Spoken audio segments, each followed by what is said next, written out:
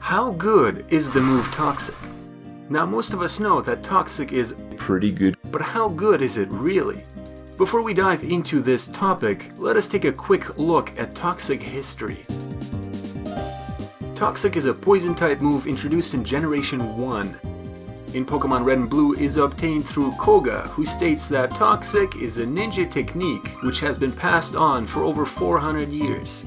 Toxic as a move can be learned by literally everything.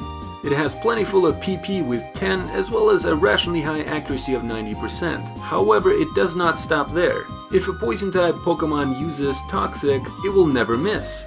On top of that, it can also hit semi-invulnerable moves like Fly, Dig, or Dive, which not a lot of people know about. So having Toxic on a poison type user definitely has its benefits. How Toxic works has been pretty constant in all generations, and there hasn't been too many changes in the move so far.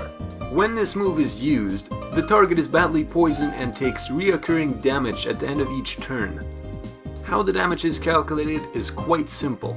A times B, where A stands for the counter, and starts at 1 and goes up by 1 each time you take poison damage. And B stands for 1/16 of the target's health and is a constant value. There are several ways to reset the A counter. One of them would be to switch out or use Haze, and another one would be just to cure yourself of the poison through aromatherapy or rest. Toxic, in theory, is a super effective move against 16 out of 18 Pokemon types, since in practice, one that is affected by Toxic will eventually perish. And that to me sounds pretty effective, doesn't it? Steel and Poison type Pokemon are the only ones immune to poison, other than users who use Rest or Aromatherapy, or have the ability Magic Coat, Magic Bounce, or Poison Heal, which would actually heal the user from the poison instead of inflicting damage from it. To die solely from Toxic would take you 6 turns of Toxic damage. Now mind you that this Toxic damage has to be constant, and that Pokemon cannot switch out, since that would reset the counter of A, which ultimately would make it so you would die slower. A user who is badly poisoned will only take 6.25% health damage from their maximum health in the beginning. However, on the 3rd turn, you'd have lost 37.5% of your health.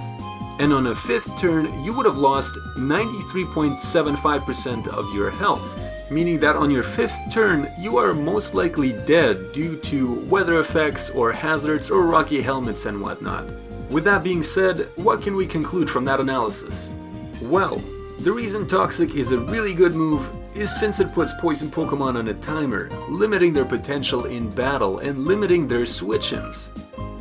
On top of that, Toxic completely counters stall users without a cure of poison, as well as limit the sweeper Pokemon potential, like I said before, practically shutting them down from sweeping all day long. Maybe they can sweep all afternoon long instead. With the fact that literally every Pokemon is able to learn Toxic, it makes it pretty much impossible to predict. Concluding, a move that is pretty much impossible to predict with really high accuracy and having very few switch-ins that almost always guarantees a kill is pretty fucking good.